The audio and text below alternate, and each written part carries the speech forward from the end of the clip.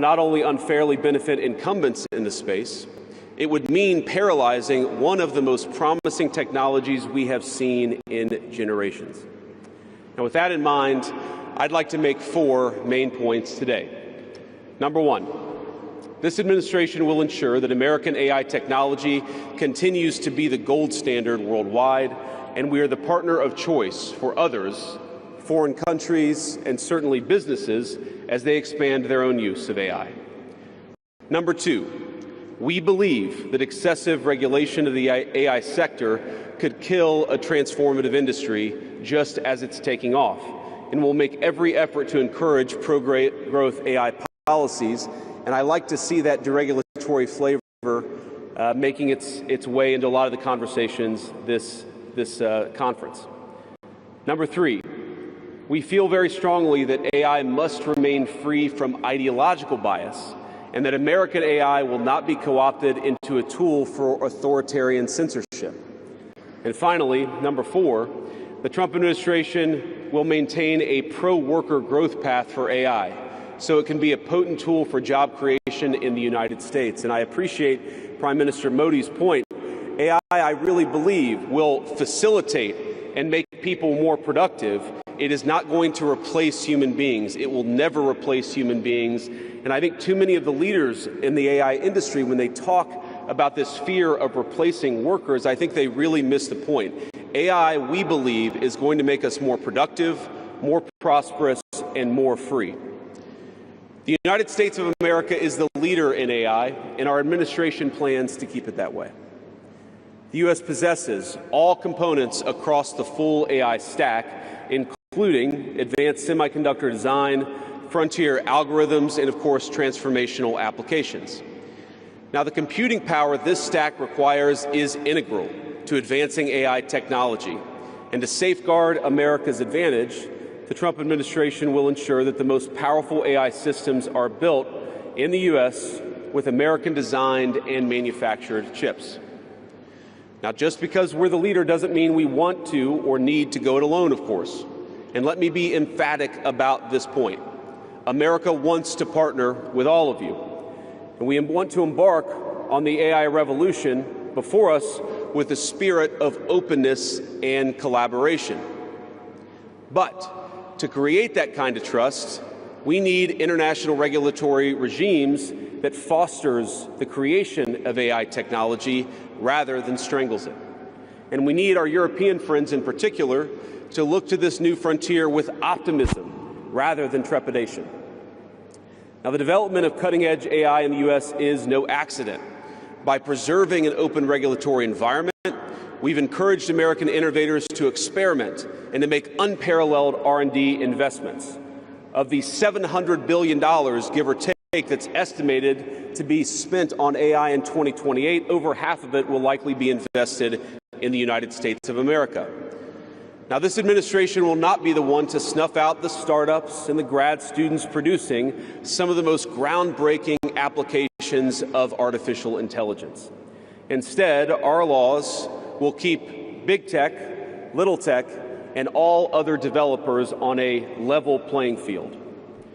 Now, with the President's recent executive order on AI, we're developing an AI action plan that avoids an overly precautionary regulatory regime while ensuring that all Americans benefit from the technology and its transformative potential. Now, we invite your countries to work with us and to follow that model if it makes sense for your nations. However, the Trump administration is troubled by reports that some foreign governments are considering tightening the screws on U.S. tech companies with international footprints.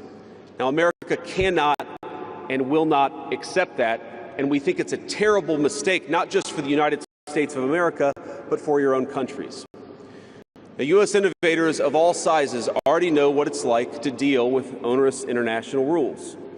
Many of our most productive tech companies are forced to deal with the EU's Digital Services Act and the massive regulations it created about taking down content and policing so-called misinformation. And of course, we want to ensure the internet is a safe place, but it is one thing to prevent a predator from preying on a child on the internet, and it is something quite different to prevent a grown man or woman from accessing an opinion that the government thinks is misinformation. Meanwhile, for smaller firms, navigating the GDPR means paying endless legal compliance costs or otherwise risking massive fines. Now, for some, the easiest way to avoid the dilemma has been to simply block EU users in the first place. Is this really the future that we want, ladies and gentlemen? I think the answer for all of us should be no. Now, there's no issue where we worry about more than regulation when it comes to energy. And again, I appreciated the comments of so many at the conference because they recognize that we stand now at the frontier of an AI industry that is hungry for reliable power and high-quality semiconductors. Yet too many of our friends are deindustrializing on the one hand and chasing reliable power out of their nations and off their grids with the other. The AI future is not going to be won by hand-wringing about safety. It will be won by building, from reliable power plants to the manufacturing facilities that can produce the chips of the future. Now, at a personal level, what excites me most about AI is that it is grounded in the real and the physical economy. The success of the sector isn't just a matter of smart people sitting in front of a computer screen and coding. It depends on those who work with their hands, even as robotics will change our factories. It will certainly make our healthcare providers better at treating diseases, but it will also depend on the data produced by those healthcare providers, by those doctors and nurses. I believe it will help us create and store new modes of power in the future, but right now, AI cannot take off unless the world builds the energy infrastructure to support it. Now, it's my view that tech innovation over the last 20 years has often conjured images of smart people staring at computer screens, engineering in the world of bits. But the AI economy will primarily depend on and transform the world of atoms. Now, at this moment, we face the extraordinary prospect of a new industrial revolution, one on par with the invention of the steam engine or Bessemer steel. But it will never come to pass if overregulation deters innovators from taking the risks necessary to advance the ball. Nor will it occur if we allow AI to become dominated by massive players looking to use the tech to censor or control users' thoughts. And I'd ask, if you step back a moment and ask yourself, who is most aggressively demanding that we, meaning political leaders gathered here today, do the most aggressive regulation? It is very often the people who already have an incumbent advantage in the market. And when a massive incumbent comes to us asking us for safety regulations, we ought to ask whether that safety regulation is for the benefit of our people or whether it's for the benefit of the incumbent. Now, over the last few years, we've watched as governments, businesses, and nonprofit organizations have advanced unpopular and, I believe, downright ahistorical social agendas through AI. In the U.S., we had AI image generators trying to tell us that George Washington was black or that America's doughboys in World War I were in fact women. Now, we laugh at this now, and of course it was ridiculous, but we have to remember the lessons from that ridiculous moment. And what we take from it is that the Trump administration will ensure that AI systems developed in America are free from ideological bias and never restrict our citizens' right to free speech. We can trust our people to think, to consume information, to develop their own ideas, and to debate with one another in the open marketplace of ideas. Now, we've also watched as hostile foreign adversaries have weaponized AI software to rewrite history, surveil users, and censor speech. This is hardly new, of course. As they do with other tech, some authoritarian regimes have stolen and used AI to strengthen their military, intelligence, and surveillance capabilities, capture foreign data, and create propaganda to undermine other nations' national security. I want to be clear. This administration will block such efforts, full stop. We will safeguard American AI and chip technologies from theft and misuse, work with our allies and partners to strengthen and extend these protections, and close pathways to adversaries attaining AI capabilities that threaten all of our people. And I would also remind our international friends here today that partnering with such regimes, it never pays off in the long term. From CCTV to 5G equipment, we're all familiar with cheap tech in the marketplace that's been heavily subsidized and exported by authoritarian regimes. But as I know, and I think some of us in this room have learned from experience, partnering with them means chaining your nation to an authoritarian master that seeks to infiltrate, dig in, and seize your information infrastructure. Should a deal seem too good to be true, just remember the old adage that we learned in Silicon Valley: if you aren't paying for the product, you are the product. Finally, this administration wants to be very clear about one last point. We will always center American workers in our AI policy. We refuse to view AI as a purely disruptive technology that will inevitably automate away our labor force. We believe, and we will fight for policies that ensure that AI is going to make our workers more productive, and we expect that they will reap the rewards with higher wages, better benefits, and safer and more prosperous communities.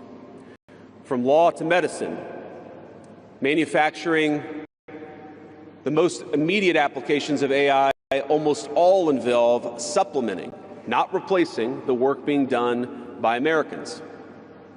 Now, combined with this administration's worker-first approach to immigration, we believe that a U.S. labor force prepared to use AI to its fullest extent will instead attract the attention of businesses that have offshored some of these roles.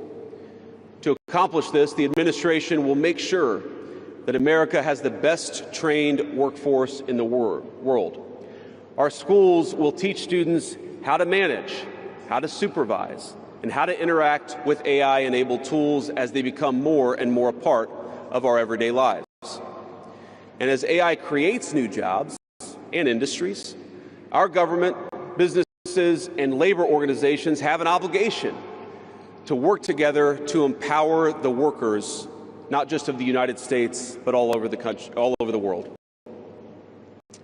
To that end, for all major AI policy decisions coming from the federal government, the Trump administration will guarantee American workers a seat at the table, and we're very proud of that.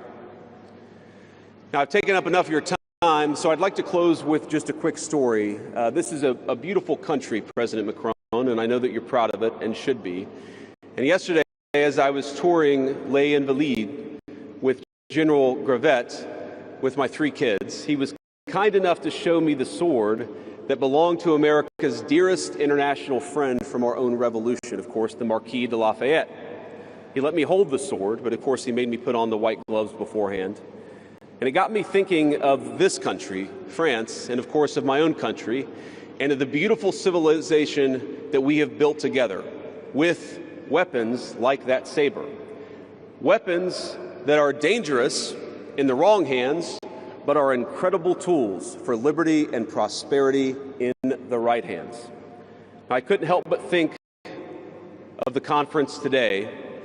If we choose the wrong approach on other things that could be conceived of as dangerous, things like AI, and choose to hold ourselves back, it will alter not only our GDP or the stock market, but the very future of the project that Lafayette and the American founders set off to create. Now, this doesn't mean, of course, that all concerns about safety go out the window, but focus matters. And we must focus now on the opportunity to catch lightning in a bottle, unleash our most brilliant innovators, and use AI to improve the well-being of our nations and their peoples. With great confidence, I can say it is an opportunity that the Trump administration will not squander. And we hope everyone convened here today feels exactly the same. Thank you, and God bless you all. Thank you. Thank you very much for your comments. I would now like, it gives me great honor to call to the podium Her Excellency President of the European Commission, Ursula von der Leyen.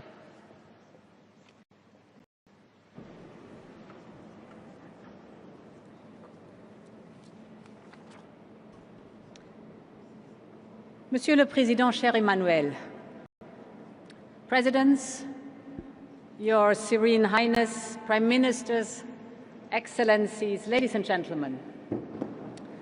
This is the third Summit on AI in just over 1 year. In the same period, 3 new generations of ever more powerful AI models have been released. Some expect models that will approach human reasoning within a year. Now, the past summits focused on laying the groundwork for AI safety. We built a shared consensus that AI will be safe and that it will promote our values and benefit humanity. But this summit is focused on action. And that is exactly what we need right now. The time has come for us to formulate a vision of where we want AI to take us as a society and as humanity. And then we need to act and accelerate Europe in getting there.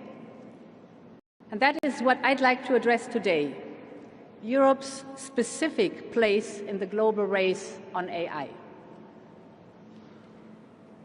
We want Europe to be one of the leading AI continents. And this means embracing a way of life where AI is everywhere. You all know that AI can help us boost competitiveness, protect our security, shore up public health, make access to knowledge and information more democratic.